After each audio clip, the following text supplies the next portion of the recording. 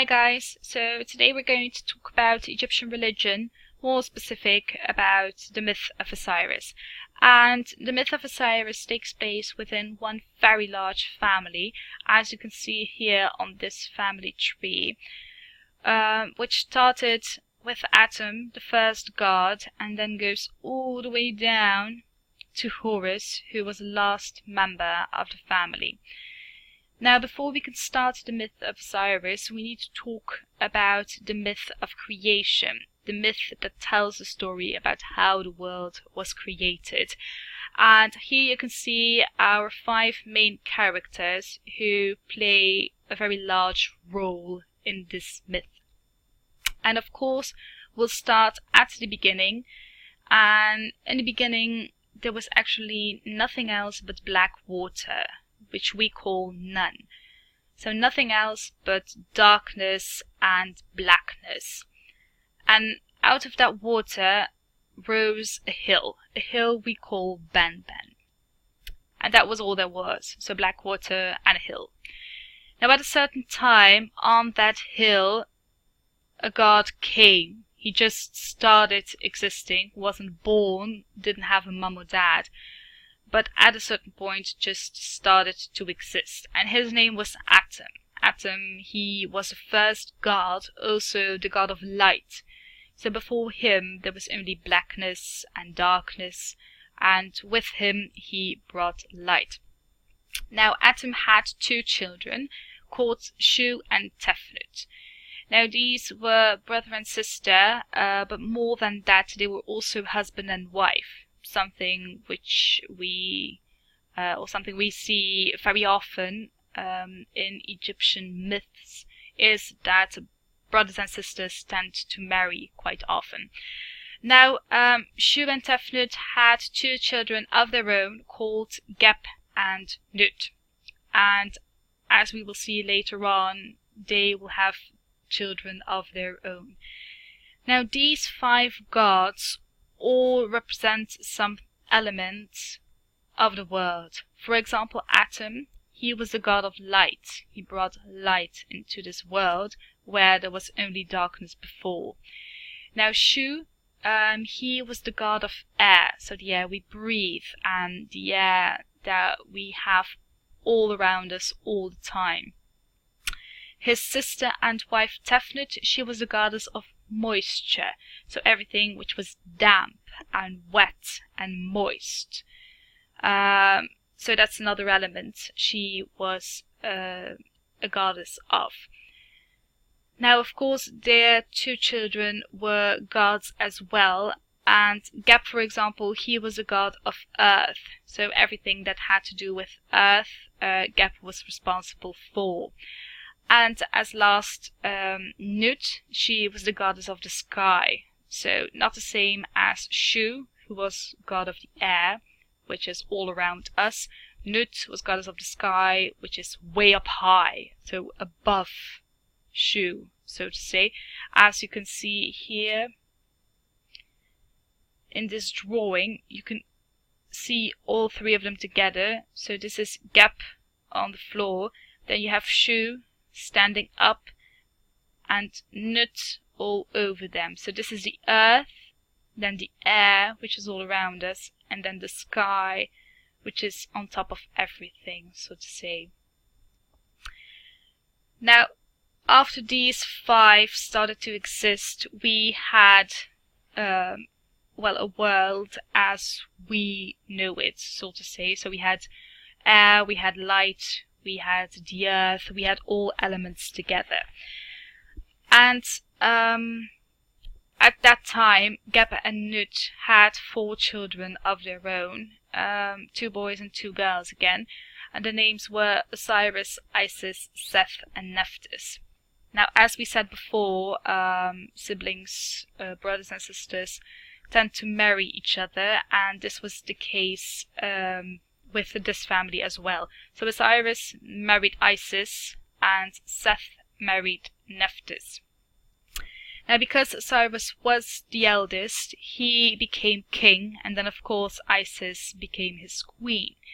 Now Seth wasn't really happy about that. He was very jealous of his brother because he was king, and Seth wanted to be king desperately.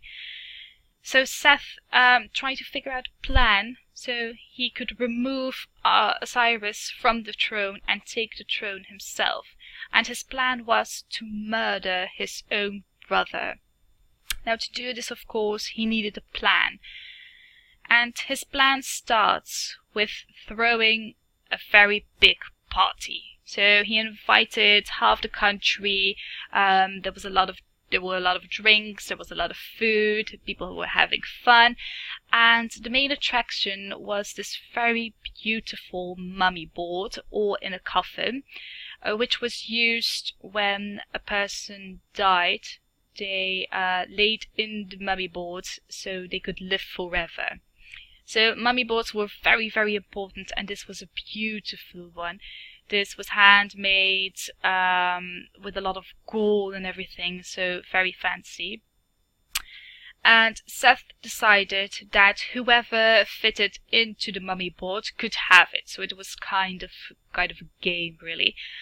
But of course, Seth made the mummy board especially for Osiris. So everyone tried and tried, but nobody fitted. So eventually Osiris decided to give it a go. So he went inside the mummy board, and everyone sees that it fits. And people were starting to celebrate the fact that the king won the mummy board when Seth came, and he had a hammer and some nails, and he hammered the inner coffin shut. So Osiris was trapped alive in a coffin, and he couldn't get out. But more than that, Seth took the coffin and then threw it into the Nile. The Nile was a very important river in that time in Egyptian, and still is now. So he throws in Osiris, and Osiris was taken away by the stream. Now Isis, of course, she was very unhappy without her husband, so she searched for her husband. She looked for him for day and night. She went across the land to find him, and when she finally did, she brings him back home so he could regain the throne, because Seth made himself king, and Isis didn't want that. She wanted Osiris to be king again. But when Seth sees that Osiris is back, he gets very, very angry, and he tears his own brother into pieces. And he takes those pieces and he just scatters them around the country. So he goes to a lot of places in the country and then leaves pieces of his own brother, which made it very difficult for Isis to find him again. But she did. She went to search for him again day and night until she had all pieces together. And then she took out some linen and she wrapped him with those linen towels until all the parts of his body were one body again. Now, of course, Osiris didn't survive this journey. The tearing apart really got him down, so to say. So he had to stay in the underworld, so he couldn't go back to Earth. But Seth did, and Seth became and stayed king of the earth. Now, as you can see, Osiris is always dressed as a mummy. That is, or that refers to Isis, who binds the pieces of his body back together with linen. So you will always see him dressed as a mummy. Now, something very strange. Isis, when she was gathering Osiris's body parts, she became pregnant with his child, and a bit later she had her son. She gave birth to Horus.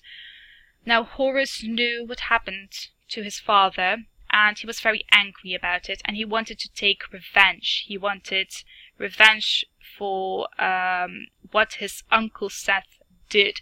So he goes to Seth and they fight. They have this huge battle. And